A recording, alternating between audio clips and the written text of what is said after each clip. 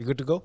Let's go. So, Farah, you are a GP, a general practitioner. Yes, that's by correct. qualification.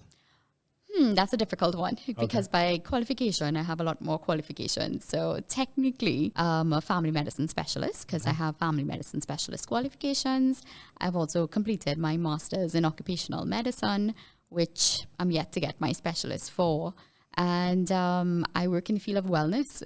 So it's I'm creating my own world and my own space to really express all the aspects of what I am and what I believe health and wellness should be, really. Right. So it's a lot more than just a GP. Okay. So, what is family medicine? So family specialist? medicine, yeah. So family medicine, so technically when you graduate from med school, you become a GP, a general practitioner. You are aware of, all the different aspects of medicine and how to treat multiple cases. You're sort of like a primary care role. So primary care means that you are the first to screen, diagnose, pick up, prevent diseases. This is your realm. Whereas when you look at hospital medicine, this is already usually for the cases that are already established disease and they are treating something that has already happened. In primary care, we aim to prevent disease and pick up the diseases in the early stages and manage it.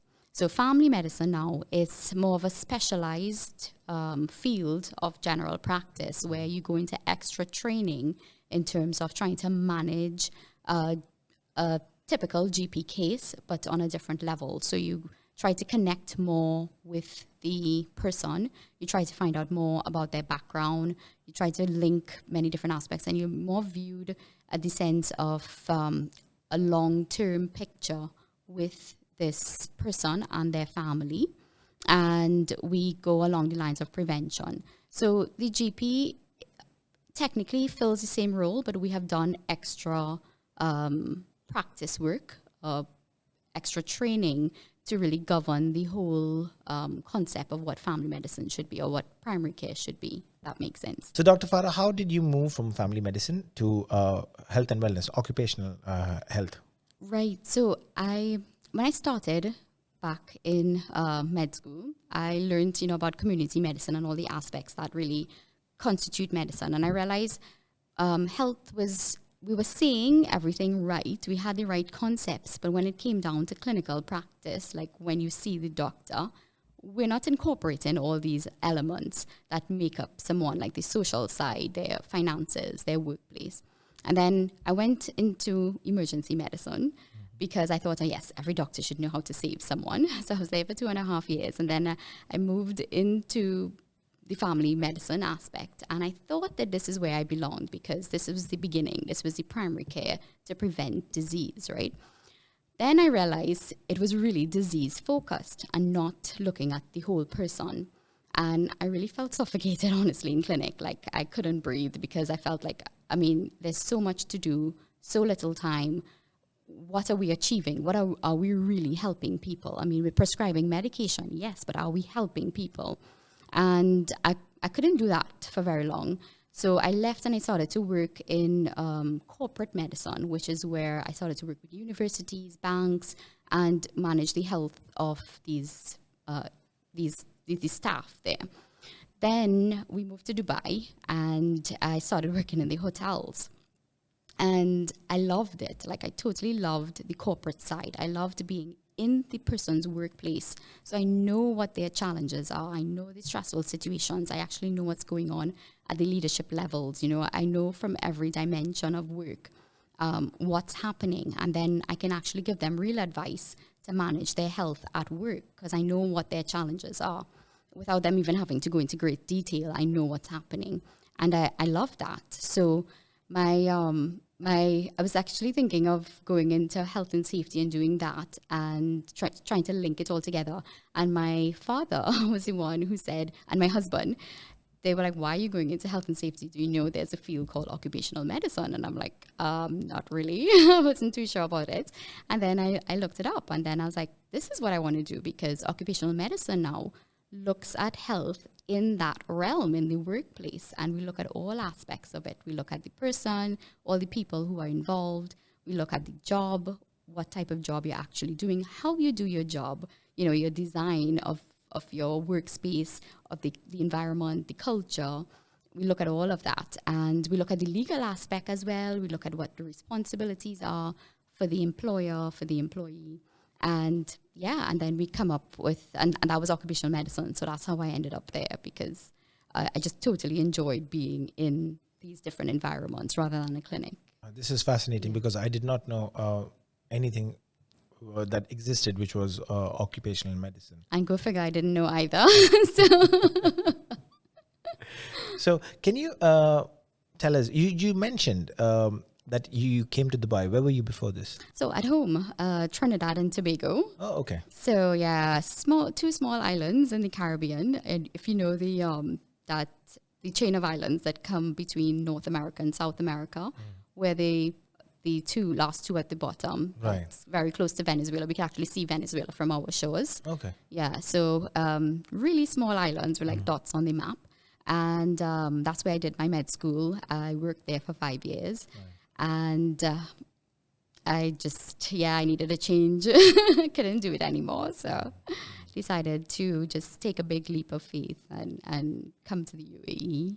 And, alhamdulillah, I'm still here. Which is fantastic. Can you tell me more about what exactly you do? Because I'm very fascinated by the holistic approach. At least that's what I'm seeing. Because if you're going to treat an individual based on how they work and what they work and their personal life combined, I think that would be an amazing bit. Yeah. So actually what I've done, so I have a team with me, a huge team, but we all work together because I believe in that holistic approach. So I have psychologists, I have coaches on, I have even people who do research, I have fitness, yoga, all these complementary health and wellness personnel. Everybody's under my team. So when we design something for someone, a program, or even for the workplace, we incorporate all aspects. But before that, my approach has been to change the consultation style. So, when you go see a doctor, the doctor asks you some questions. They may or may not examine you, and they may tell you what's wrong, and then they give you medication and tell you when to come back, what to do, that sort of thing, give you recommendations. That's the consultation style. That's what we're taught in med school. This is how to do the consultation. Right. What I've done is sort of completely gotten rid of that aspect, and I've redone the consultation style to now reflect going really in depth with the person. So I no longer call them a patient either, because patient means that you're sick, right? Or has that connotation to it anyway. But I believe everyone should have access to some type of professional advice for their life in terms of knowing about their health, knowing about their wellness, or what aspects affect them more than other people, what they're prone to, what we need to prevent. So through my consultation style, which is now like a half an hour-long consults, where we actually go in depth in terms of what matters to you, what do you really expect, what do you want, and even if you have never asked yourself these questions, this is where I come in. So we can sort of map out your health, just like, if you had a financial planner or a financial advisor who says, okay, how much money do you have, how much money do you owe, what do you want, what are your goals in the next 10 years, or when do you want to retire? So I sort of do that, but from a wellness and health perspective.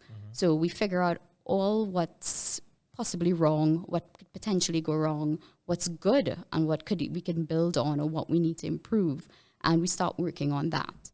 So when you consult me, say even for a medical problem, we actually go in depth. So we go so much in depth that we give you the tools, we help you learn, and it's a relationship that we develop over time, right, because you have to be you have to be able to tell me what's really in your head.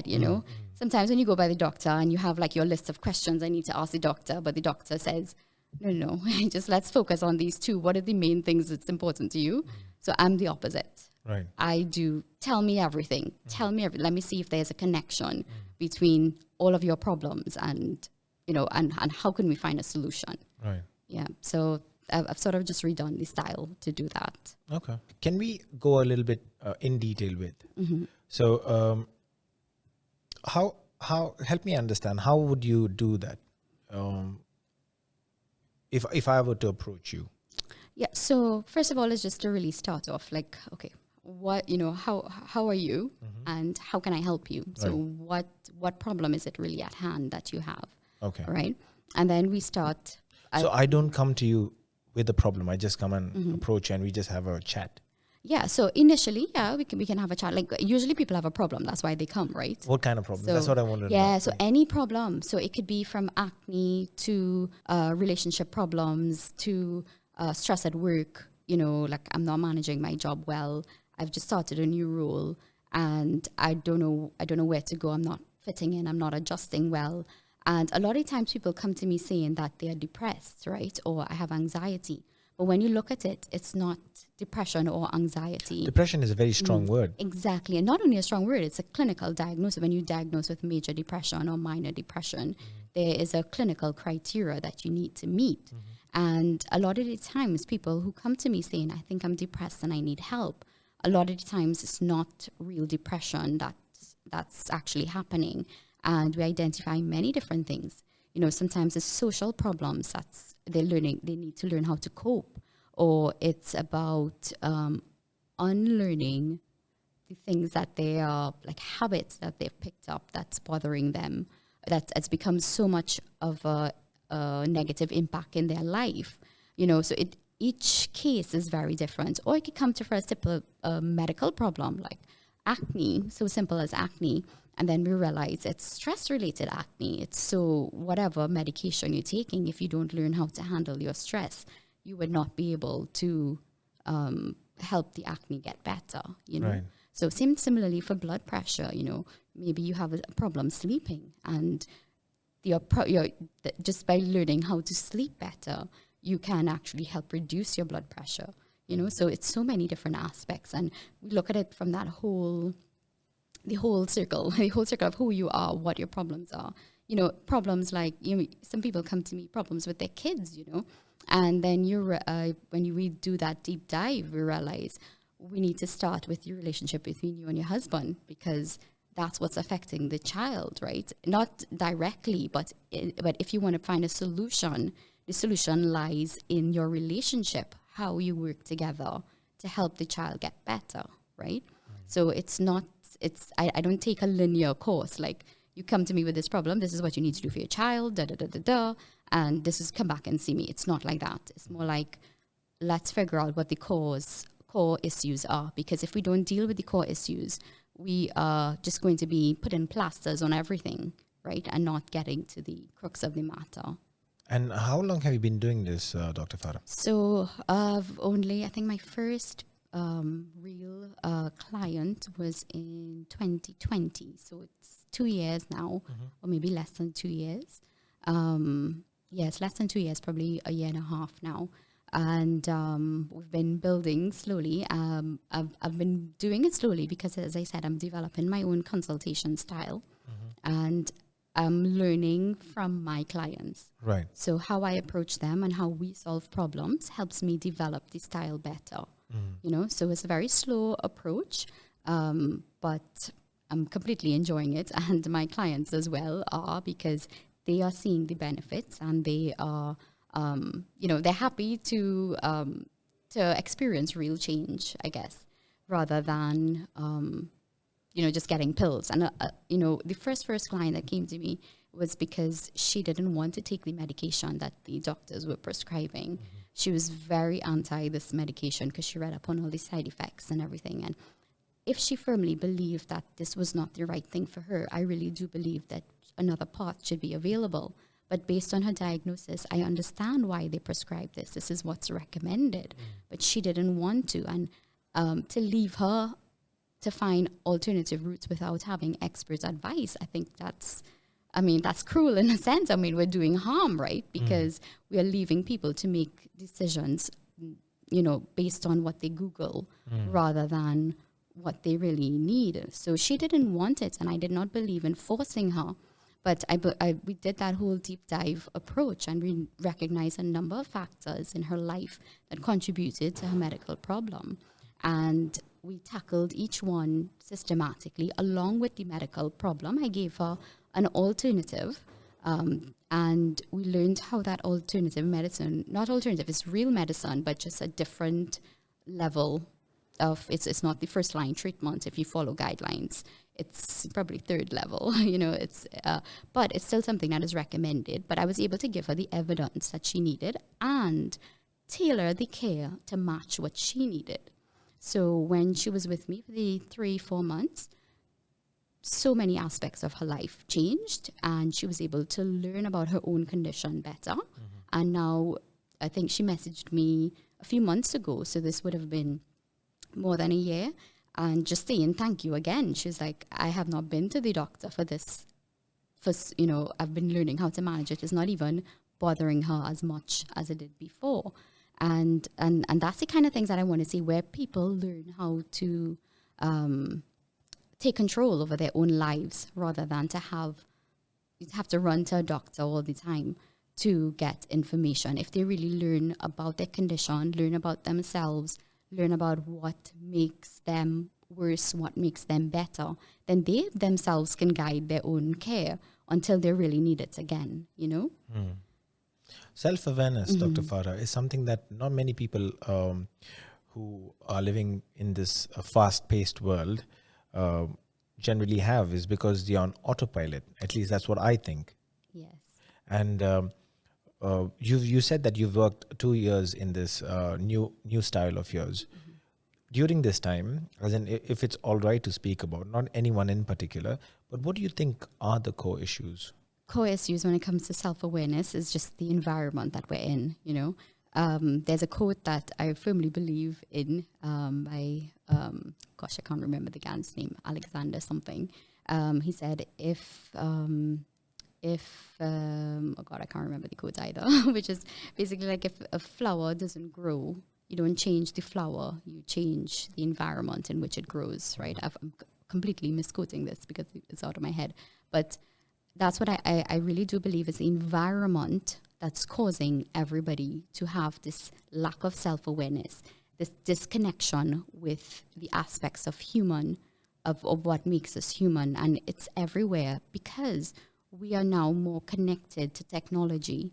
I know technology has its uses, we have its benefits, but I really believe it's affecting the brain pathways that we're developed, where we no longer manage uneasy feelings, which is part of life.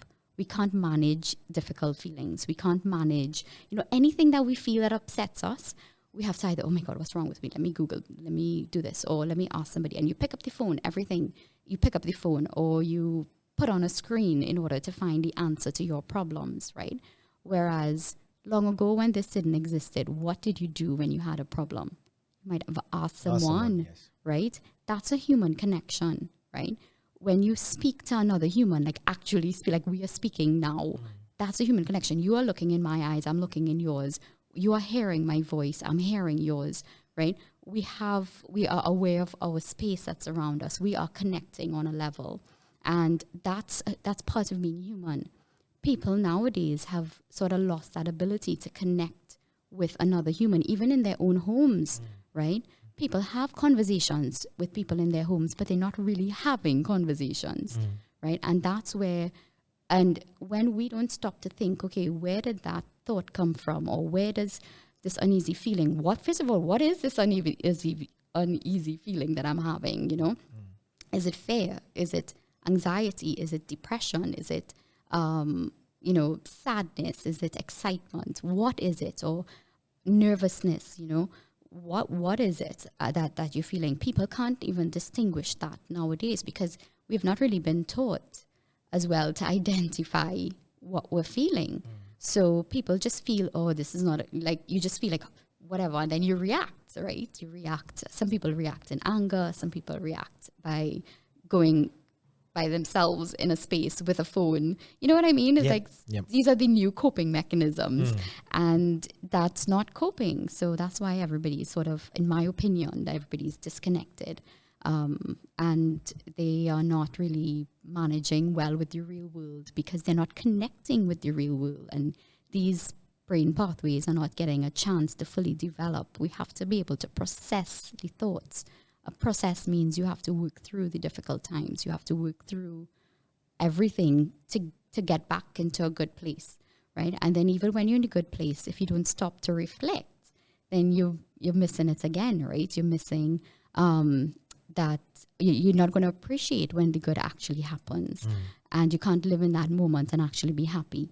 You know, people live in worry constantly, even though there's really nothing technically to worry about. But we live in a constant state of worry because what's going to happen next? What's going to, whatever, you know, when technically that's not really an issue at this point in time. Especially at the time that we are right now with, we're just coming off COVID, but the world economies are all shaky. There are so many things that are happening. Exactly. Geopolitics is also an environment that the world is in. Along with that, we have so many other things like inflation, how to deal with the expenses. I've been reading up, and most of them say, okay, yes, in this sector, there'll be a salary hike, and in that sector, there'll be a salary hike. What about everyone in general? And this is not just regional, this is global. Globally. Yeah. So with all of that, already stress levels are very high. Correct. And there are various other reasons why, and various other factors that why an individual would be stressed. But if you could, in a very generic way, how would you advise someone to not be stress-free, but manage their stress? So it comes back down, I think managing stress comes to understanding where you are on your journey and recognizing that it is a journey. This is not your endpoint. This is not where everything ends. This is where it could begin, actually. So for me, even we've all been through periods of time where we've been through financial difficulty. I don't. I'm not blessed to know that have not been, but I have been. And from a personal perspective, I think it comes down to, first of all, it's like understanding who you are and where you are, because you can't live outside of your means.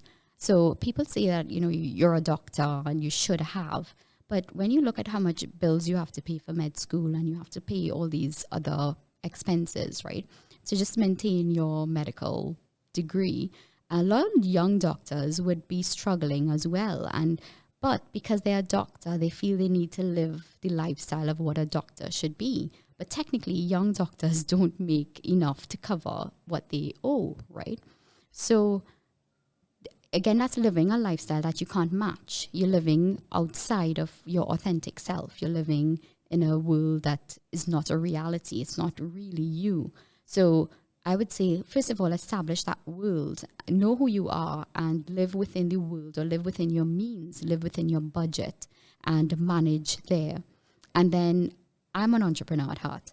So I believe in creating my own destiny, if you want to say it, right? But I believe in creating it and keep looking and keep searching to find a way that works for you, because I believe even if you're not successful, but that you consistently put that effort out there would be a benefit. Something will come out of it, rather than to sit behind a computer and just send emails or sending out CVs. You're sending out CVs. No, get out there and start. If you have a business idea or you have something that you think you can do to help someone, go out there, meet people, show people what you can actually do or how I can help. Have those conversations.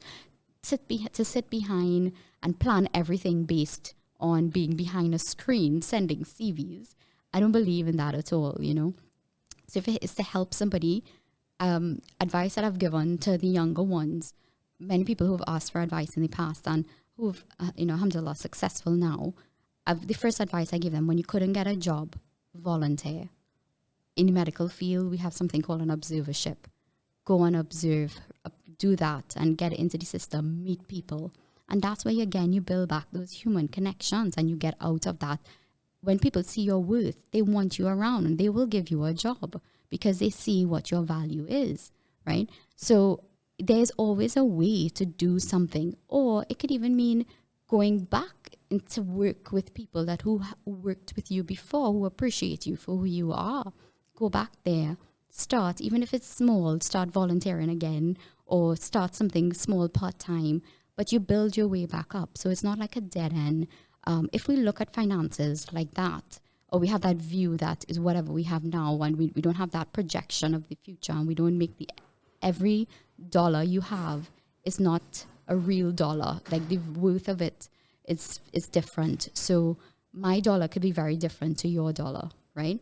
And in the sense that not just monetary, but where it comes from. So when I work for my money, I know I work for my money. I work hell hard for my money, if I'm allowed to say that, right? I work for my money. I've put in, you don't know how many hours and how much I've done to get to where I am. So I've worked for my money. If you have done nothing and you got lucky and you got a job, somebody is giving you that money. Your money, to me, that value is much less because of the effort that you put in to get it, you know? So, say easy come, easy go, it will be easy come, easy go. But when you know you work to get that dollar that you have, the effort that you put into it, it has more value. And that value, I think, is something that people don't ever even consider. So, Dr. Farah, I wanted to ask you, it's not always easy to leave the environment. For example, if there's a young student living with the parents, has aspirations, has dreams, but that is not supported because of various reasons, be it financial as well. Right. And then you said because you work in the corporate, in this region, the companies have the visa, they provide an individual with the visa. And if you don't have the visa, I mean, thank goodness the UAE has provided options right now. But say, for example, if anyone does not want to be a freelancer, how do they manage? So again, I said one thing before I came out here, which was, if I'm struggling, I will go home and struggle in my own country. That's, and for me to even leave my country was a big deal because we are on the other side of the world. We're from a small island. Doing what we did is, it's really not common. Most of us leave for jobs that we already have. Most of us go to the US or the UK. That's our typical pattern. So doing what we did, coming out here and not having anyone or, any real solid foundation, it was a real gamble that we took. But again, the hard work came in, and this is where the hard work comes from. You prepare, you research. The amount of research we did from that little island, because we have the internet, and we made phone calls and we called people and we tried to connect with, whoever we could, just to get advice, what to do, how does it work here, and have real questions. So we didn't just come out here on a whim. We researched, we planned, we figured out a strategy. How would we do this? How can we budget the finances we have now to make it work, right? Whether it's the efforts that paid off, whether it was divine, whether whatever it is, and we got our jobs. I got a job in 2 weeks, which might not happen for everybody, but the amount, I didn't wait till I came here to decide I'm looking for a job. I was months before have been researching, figuring out how people do things, where people live, how does rent work, how does the visa things work, how does it get a job, the extensive research that we did, what was the requirements for me to become a doctor here, what we needed to do, get those things done. Every step of the process, we researched and we tried. So when we did come and, eventually ended up here, I feel as though it's the effort that we put in from before. We didn't just come and say, I'm coming to look for a job, Right. It wasn't just open arms and just going on a whim. It was, we planned and we put in the work behind. I used to come home from work every single day and look up the internet, like who would look at our qualifications, who would accept our qualifications. And I would research every single day, research, trying to figure out where was the best place for me, or where can I take a chance on, And I think, again, it's as a result of the effort of the work that I put in to investigate. And I did research myself. A lot of people, especially living out here, people would call and say, I want to come to Dubai. It's what, I hear it's really good out there. They pay really well, What do I do, And then, they just really ask. They have a conversation. But I guess the depth that I went into research and trying to figure things out meant that I really wanted this. And I know people really want it as well. And people come and they try and they network and they meet people. And it doesn't work out. But, there's no real formula, right? It's how it works for you. But I do believe in, being guided in a sense. You have to follow your instinct and you have to do what's working for you. And if it's not working now, means you either change your strategy, do something else, and then see if it works, or wait until it aligns, because I do believe alignment comes at some point. When I think you've put in the effort, when you put in enough effort, it will work out. So for me, what I've created in my environment now, I have my network of support, but I'm 40 years old. It took me that long to build that. And somebody who, everyone has their different networks or different way of networking. And even if you belong to a home or culture that does not really encourage whatever it is, it doesn't mean that you can't succeed. You can still do the research, do the background. What you don't want to do is to go unprepared. It comes as though you have to sit an exam, but you never opened the book. You never did anything. And then you go and you write the exam and then you expect to pass. It doesn't work like that. You have to, and then you have to tell somebody about this exam, right? You have to tell your father, oh, well, I did the exam and I didn't do well. No, if you want to tell your father that you did the exam and you did well, even though it's not what he wanted you to do, you have to do the work before. Yeah. So then you can be successful and say, well, you know what? I've decided to do this and I got through and I have my ticket and I have this and this. And then, at that point in time, a family would find it harder to say no, because they would have probably seen the work you've been doing, whether you didn't tell them or not. They would have already observed what you've been doing. You've been spending hours reading this or doing this or going there, here and there. You're working, you're saving your money or whatever it is that you've been doing. Whether you didn't tell a soul, they would have noticed you were up to something, Right. So they would have seen the effort you did. And when you came and you said, okay, well, this happened for me and I got this, then they would, for me, you've already created an aura around you that was positive. That's something you were working towards and you achieved your goal. Even if your family doesn't approve, but it will still be that much easier for you to do what you have to do because you've already done the hard work, and it will be easier, to get there. Right. At least that's my view. Okay. So, Dr. Farah Ahmed, who's she? Who is Dr. Farah? So, I would have to say, I'm a small town girl. So, at heart, I am a very simple person. I am a product of my ancestors. That's who I am. I've been blessed to come from my family. My background is Indian. My dad is from India. My mom is from Trinidad, but she is like 4th generation Indian. The Indians came to the island after slavery was abolished to work on the land because they needed workers. So right. The Indians came. It was just another form of slavery, but it was just not labeled as slavery. They had a little more freedom than the slaves from Africa, slightly more, but the conditions were horrible. It was horrible conditions that they came on in the first place. The challenges that they had to face coming on the ships to these waters. Nobody in Europe would travel like that, and they brought people here, promising them a better life, right? So I believe that these struggles, and where my family in India as well, the strength that my grandparents, great-grandparents had in them to help me reach where I am today, it's because of them. It's because of decades and generations of hard work that has built me. And I look at that because to me, that's who I am. That's where I come from. And that's core to who I am, So my efforts, again, I come back to the same point of being putting in the effort. It's not just effort for me, and whatever effort I make in this world, it's for the generations who will come after me.